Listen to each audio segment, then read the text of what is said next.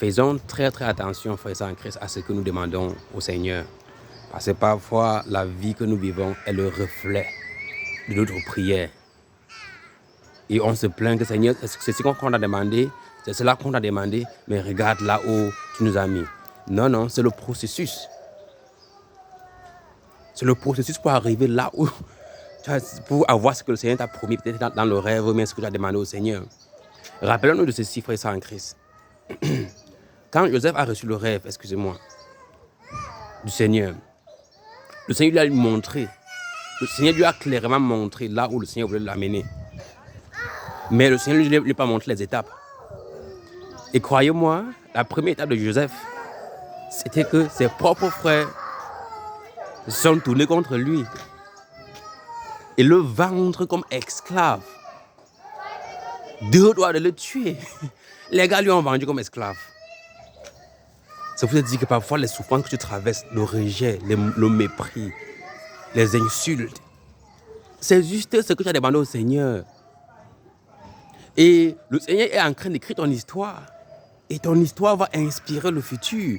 Donc, c'est pas comme si un truc est bien, un truc est mauvais. C'est pas si vous me comprenez, frères en Christ.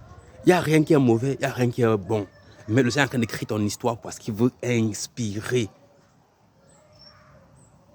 ton futur. Aujourd'hui, on lit l'histoire de Joseph, on est excité. Mais quand c'est nous qui traversons cette chose-là, on se plaint. Réjouissons-nous.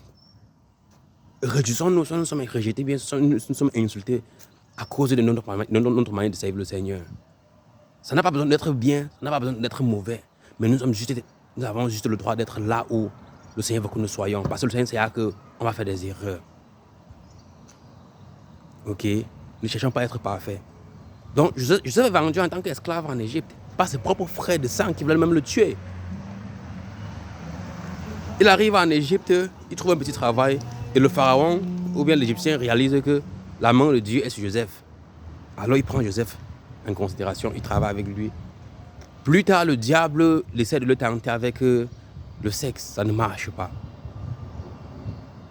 Et malgré son innocence, le diable parvient à le jeter en prison. Joseph ne se plaint pas. On parle d'une personne que la faveur de Dieu était sur lui, hein, mais il rencontre des moments de rejet. Il essaie de tout bien faire, mais tout va mal. Et en ce moment-là, Dieu est en train d'observer. Et plus tard, il devient gouverneur de l'Égypte. Après comme 10 ans, 12 ans. Donc vous nous dites quoi, frère, ça en Christ. C'est la vie que tu vis aujourd'hui, c'est ce que tu as demandé au Seigneur. Croyez-moi. Il y a notre groupe de WhatsApp, il faut nous écrire un message ou bien en privé pour nous laisser savoir que vous voulez nous joindre, on va vous joindre parce que je suis dans Christ.